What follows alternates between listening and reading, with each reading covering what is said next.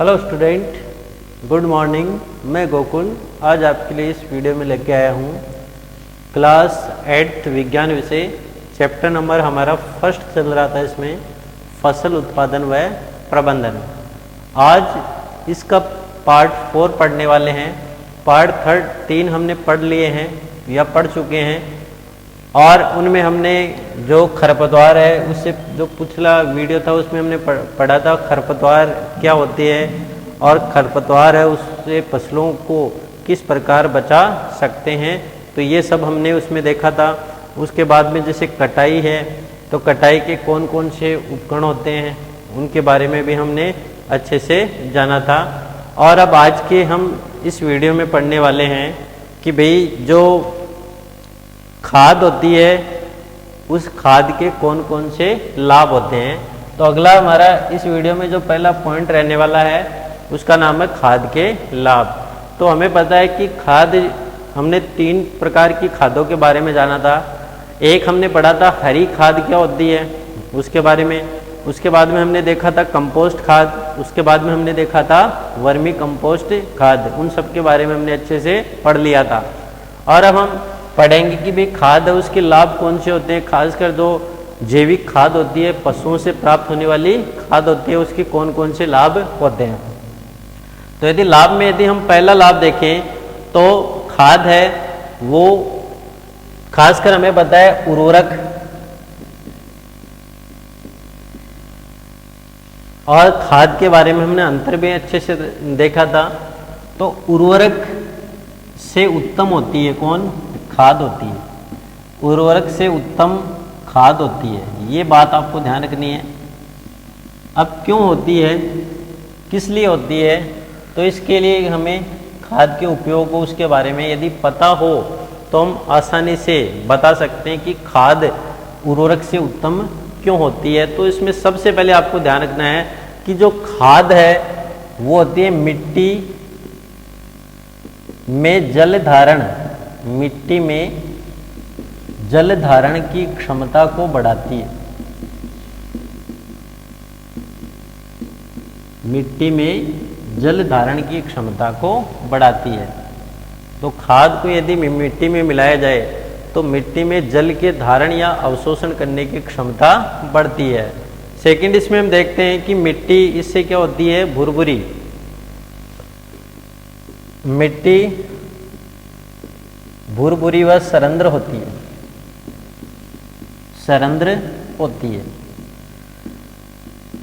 अब यदि मिट्टी भुरभुरी और सरंध्र हो जाए तो उसका क्या लाभ है, तो उसका प्रमुख लाभ है गैसों का विनिमय आसान होगा, जिससे गैसों का विनिमय आसान हो जाता है। गैसों का विनिमय आसान हो जाता है, अर्थात जो श्वसन के दौरान ऑक्सीजन लेते हैं बीज और जो CO2 लेते हैं प्रकाश संश्लेषण के दौरान, तो वो प्रक्रिया आसान हो जाती है, गैसों का विनिमय आसान होता है। तो मिट्टी भुरभुरी होती है और सरंध्र हो जाती है, इसमें रंध्र हो जाते हैं। थर्ड आता है इसमें जो लाभदायक जीवाणुओं की संख्या में वृद्धि होती है। लाभदायक जीवाणुओं की संख्या बढ़ती है।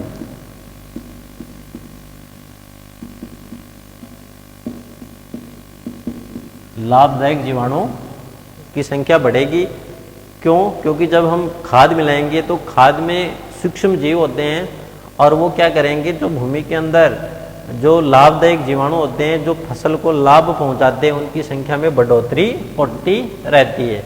फोर्थ, इसमें हम देखेंगे जो मिट्टी का गठन होता है, मिट्टी के गठन में सुधार होता है। मिट्टी का गठन क्या होता है, सुधरता है, या उसके गठन में क्या होता है, सुधार होता है। अब हम अगला जो हमारा पॉइंट रहने वाला है वो रहेगा सिंचाई। अब सिंचाई की फसल को आवश्यकता क्यों होती है, तो हमने मिट्टी तैयार के लिए उसमें खाद और उर्वरक डालने का जो पॉइंट है उसको अच्छे से देख लिया है। और अब अगला हमारा जो पॉइंट रहने वाला है उसका नाम है सिंचाई। जो थर्ड या जो फोर्थ पॉइंट है उसका नाम है सिंचाई। अब देखो आपको पता है कि पौधों की सिंचाई जो है वो क्यों की जाती है, आपने ये भी पढ़ा होगा। तो हम इसमें ये ध्यान से देख सकते हैं कि कोई भी जीव है, चाहे वो पौधे हो या कोई मनुष्य हो, जीव जंतु कुछ भी हो, अब उनको जीवित रहने के लिए किसकी आवश्यकता होती है? जल की प्रमुख आवश्यकता होती है। और जल की आवश्यकता होती है तो जो संपूर्ण जैविक प्रक्रियाएं हैं, संपूर्ण जैविक प्रक्रियाएं वो किस माध्यम में संपन्न होती है? जलीय माध्यम में संपन्न होती है। जितने भी जैविक प्रक्रियाएं होती है, जैसे श्वसन है, पाचन है, उत्सर्जन है, तो ये सब किस माध्यम में संपन्न होती है? जैविक माध्यम में संपन्न होती है। तो हम इसको इस प्रकार से देख सकते हैं। अब जैविक प्रक्रिया तो सामान्यतः हमें पता है कि जो पेड़ पौधे मान लो या जीव जंतु मान लो, उनका जो 90% हिस्सा होता है वो किससे निर्मित होता है? जल से निर्मित होता है। जितना भी 90% हिस्सा है वो किससे निर्मित होता है? जल से निर्मित होता है। अब जल की आवश्यकता क्यों होती है खासकर पौधों को? तो पौधों में जो पोषक तत्व की पूर्ति के लिए, पोषक तत्वों की पूर्ति के लिए जल की प्रमुख आवश्यकता होती है। तो पोषक तत्व है वो क्या होंगे? बढ़ेंगे। और पोषक तत्व जैसे ही बढ़ेंगे तो उसके लिए क्या चाहिए? जल चाहिए। पौधों की वृद्धि और विकास के लिए क्या चाहिए? वृद्धि व विकास के लिए क्या चाहिए? पौधों को जल चाहिए। उसके बाद में जैसे जल का जो अवशोषण है, जल के अवशोषण से, अब जल है, यदि पौधों में जल पर्याप्त मात्रा में है तो जो खनिज लवण है या जो पोषक हैं, खनिज लवण या पोषक जो है वो पौधों के विभिन्न भागों तक आसानी से पहुंच जाते हैं, विभिन्न भागों तक आसानी से पहुंच जाते हैं। कौन से? खनिज लवण और जो पोषक है वो जल के द्वारा पौधे के विभिन्न भागों तक आसानी से जो है वो पहुंच सकते हैं। तो हम बोल सकते हैं कि अच्छी फसल वृद्धि के लिए, स्वस्थ फसल वृद्धि के लिए, स्वस्थ फसल वृद्धि के लिए, या हम लिख सकते हैं रोग प्रतिरोधक जो स्वच्छ फसल है उसकी वृद्धि के लिए, या मिट्टी में क्या चाहिए? मिट्टी में नमी बनाए रखने के लिए, नमी बनाए रखने के लिए पौधों को किसकी आवश्यकता होती है? जल की आवश्यकता होती है, जल की आवश्यकता होती है। तो इस प्रकार हमने देखा कि जो पौधे हैं उसके लिए जल है वो प्रमुख रूप से उपयोगी क्यों होता है। पौधों में हमें ये भी देखा कि लगभग जो शरीर है पादपों का वो 90% किससे है? जल से है। और जितनी भी प्रक्रिया वो जलीय माध्यम में होती है। जल जो है वो पोषक तत्वों की पूर्ति करता है। पौधों की वृद्धि और विकास के लिए किसकी आवश्यकता होती है? जल की आवश्यकता होती है। और ये क्या करता है? जितने भी पोषक तत्व है उसको पौधे के विभिन्न भागों तक पहुंचाता है और स्वस्थ फसल वृद्धि यानी फसल में अच्छी वृद्धि हो और मिट्टी में नमी बनी रहे, इसलिए पौधों को किसकी आवश्यकता होती है? जल की प्रमुख आवश्यकता होती है। तो अतः हमें क्या चाहिए? अतः किसान जो हैं, किसान भाइयों को नियमित रूप से फसल को जल है वो उपलब्ध कराना चाहिए, फसल को जल देना चाहिए। नियमित रूप से जो फसल है उसको जल देना चाहिए जिससे अच्छी पैदावार जो है वो प्राप्त की जा सके। तो अब हम इसमें ये सब समझ सकते हैं। और अब हमारा जो अगला पॉइंट रहने वाला है इसी में सिंचाई की भी, सिंचाई होती क्या है, तो सिंचाई को हम किस प्रकार से परिभाषित कर सकते हैं। तो इसको हम ऐसे लिख सकते हैं कि एक नियमित अंतराल में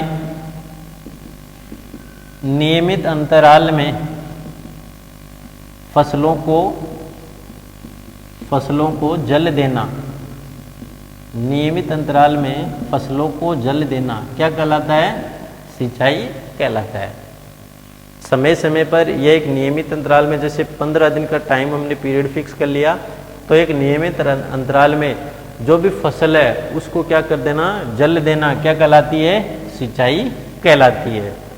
अब जो सिंचाई है तो उसकी आवश्यकता क्यों होती है, और ये जो सिंचाई में जो जल दिया जाता है उसकी आवश्यकता गर्मियों में कितनी होती है और जो सर्दियों हैं उनमें कितनी होती है। अब इसका प्रमुख कारण क्या है, तो हमें पता है कि सिंचाई पहले तो क्यों आवश्यक है, क्योंकि यदि सिंचाई नहीं होगी तो पौधों में जो वृद्धि है वो अवरुद्ध हो जाएगी और पौधे क्या हो जाएंगे, नष्ट हो जाएंगे। सेकंड, इसमें ये बात हमें ध्यान में रखनी है कि जो सिंचाई है वो गर्मियों में अधिक की जाती है, गर्मियों में अधिक होती है, और सर्दियों में क्या होती है, सिंचाई कम होती है। अब हमें पता है कि सर्दियों में जो तापमान है वो कम रहता है, कम रहेगा तो जो प्रकाश संश्लेषण की प्रक्रिया तो होगी, साथ में जो वाष्पोत्सर्जन की प्रक्रिया होती है खासकर सर्दियों में वो क्या होती है, कम होती है। और वाष्पोत्सर्जन जब कम होगा तो पौधों में जल की हानि क्या होती है, पौधों में जल की हानि कम होती है। और पौधों में यदि जल की हानि कम होगी तो हमें उसको कम जल देने की आवश्यकता है, या कम जल या कम सिंचाई करने की आवश्यकता पड़ती है, कम सिंचाई करने की आवश्यकता पड़ती है। तो ये बात हुई सर्दियों की। अब बात आती है कि भाई गर्मी जो होती है तो गर्मियों में पौधों को जल की अधिक आवश्यकता होती है, सबको पता है होती है भाई। अब क्यों होती है, तो हमें पता है कि गर्मियों में तापमान क्या रहता है, अधिक रहता है। अब जब तापमान अधिक होगा तो ये जो वाष्पोत्सर्जन जो होता है, वाष्पोत्सर्जन, वो उसकी जो गति है या प्रक्रिया वो बढ़ जाएगी, और बढ़ जाएगी तो जो पौधे हैं पौधों में जल की क्या होगी, कमी होगी। और जल की जब कमी हो जाएगी तो हम बोल सकते हैं कि गर्मियों में जो फसल है उसको अच्छे जल की आवश्यकता होती है, अधिक सिंचाई की आवश्यकता होती है। क्यों, क्योंकि जो वाष्पोत्सर्जन के द्वारा जल की कमी हुई है उस जल की कमी को पूरा करने के लिए हम क्या गर्मियों में अधिक सिंचाई की आवश्यकता पड़ती है। अब बात आती है कि भाई सिंचाई तो हमने करी, तो सिंचाई के स्रोत कौन कौन से होते हैं। तो सिंचाई है प्राचीन समय से की जा रही है, खेती है प्राचीन समय से करते आ रहे हैं, तो सिंचाई के साधन भी प्राचीन भी थे और आधुनिक भी है, तो उनके बारे में हम जानने का प्रयास करने वाले हैं। तो सबसे पहले आती है सिंचाई के स्रोत। अब जो सिंचाई है उनके कौन कौन से स्रोत हैं, सबसे पहले हम बोल सकते हैं कुएं हैं, उसके बाद में जैसे नलकूप, उसके बाद में जैसे तालाब हैं, झील हैं, नदियां हैं। तो ये सब क्या है, सिंचाई के स्रोत होते हैं, जिसको हमने अलग अलग से पढ़ लिया है। उसके बाद में जैसे नहर है, नहरों के द्वारा भी सिंचाई की जाती है, नहर है। उसके बाद में जैसे बांध बना के जल को इकट्ठा करके उस जल का उपयोग सिंचाई के रूप में किया जाता है। तो ये सिंचाई के स्रोत हैं जिनके द्वारा हम सिंचाई कर सकते हैं, या जो किसान है वो इन स्रोत के माध्यम से आसानी से सिंचाई कर सकता है। अब अगला जो पॉइंट हमें इसमें ध्यान रखना है वो आता है सिंचाई के पारंपरिक तरीके। सिंचाई के पारंपरिक तरीके, सिंचाई के पारंपरिक तरीके कौन कौन से हैं, तो इनके बारे में अब हम जानने वाले हैं। तो पारंपरिक का मतलब सिंचाई के वो उपकरण या जो वो साधन या वो तरीके जो प्राचीन समय से लोग क्या करते हैं, सिंचाई के लिए जिनका उपयोग करते आ रहे हैं उन्हें पारंपरिक तरीके कहते हैं। जैसे सबसे पहले आता है रहट,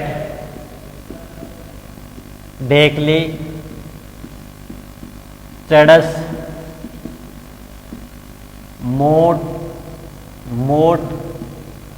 तो तो ये क्या है, सिंचाई के पारंपरिक तरीके होते हैं जिसमें रहट होती है, ढेकली होती है, चड़स होती है, मोट होती है, उसके बाद में जैसे एक होती है चेन पंप, ये सब क्या है, सिंचाई के पारंपरिक तरीके कहलाते हैं। अब उसके बाद में हम देखने वाले कि सिंचाई है उसकी आधुनिक विधियां कौन सी है। सिंचाई की आधुनिक विधियां, तो सिंचाई की सामान्यतः दो प्रकार की आधुनिक विधियां हैं, जिसमें सबसे पहले है छिड़काव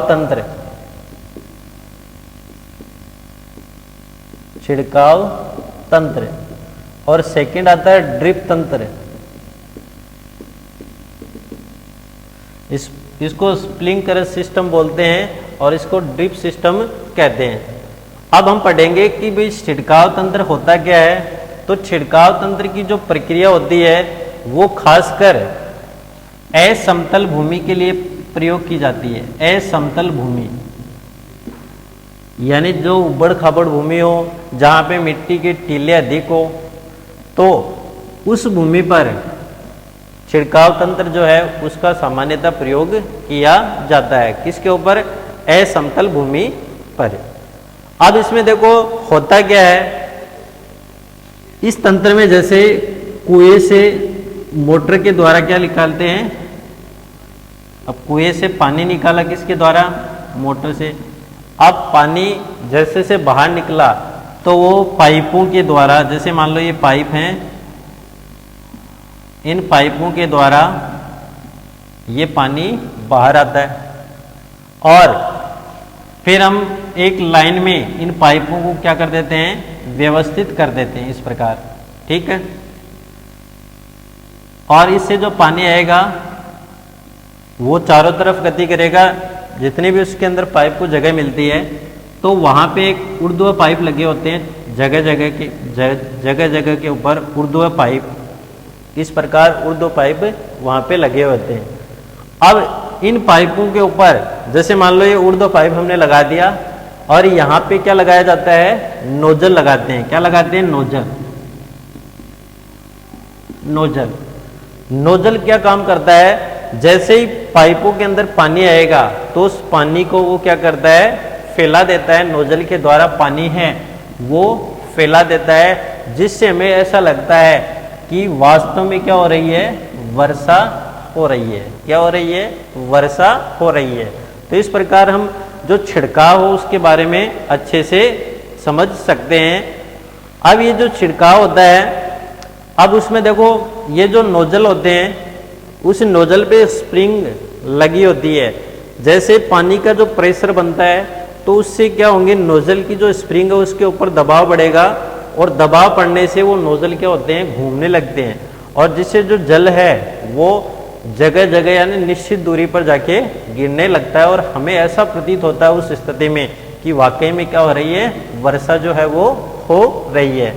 तो इस प्रकार हम छिड़काव जो तंत्र होता है तो उसको हम आसानी से समझ सकते हैं। अगली जो विधि आती है वो आती है ड्रिप तंत्र या ड्रिप सिस्टम। अब ड्रिप सिस्टम में होता क्या है कि ड्रिप सिस्टम में इसे हम सामान्यतः बूंद बूंद सिंचाई भी बोलते हैं। बूंद बूंद सिंचाई, इस विधि का उपयोग उन स्थानों पर किया जाता है खासकर जो फलदार पौधों की फसल के लिए, इस बूंद बूंद सिंचाई या जो ड्रिप तंत्र है इसका सामान्यतः क्या किया जाता है, उपयोग किया जाता है। अब इसमें होता क्या है कि इसमें जो खासकर समतल भूमि होती है, समतल भूमि में पौधों की जड़ें होती है। जो भी पौधे या जो भी हमने फसल कर रखी है खासकर फलदार पौधों की, तो पौधों की जड़ों में जो जल है वो गिरता रहता है। इसका मतलब जो जल है वो सिर्फ पौधों की जड़ों तक ही उपलब्ध होता है और इससे एक तो जल की हानि कम होती है, काफ़ी मात्रा में जल की हानि को होने से बचाया जा सकता है। तो ड्रिप तंत्र जो है वो जल की कमी वाले क्षेत्रों के लिए एक वरदान के रूप में साबित हुआ है। जहाँ जल की कमी होती है या जहाँ पे समतल भूमि होती है वहाँ पे इस विधि का सामान्यतः उपयोग कर लिया जाता है।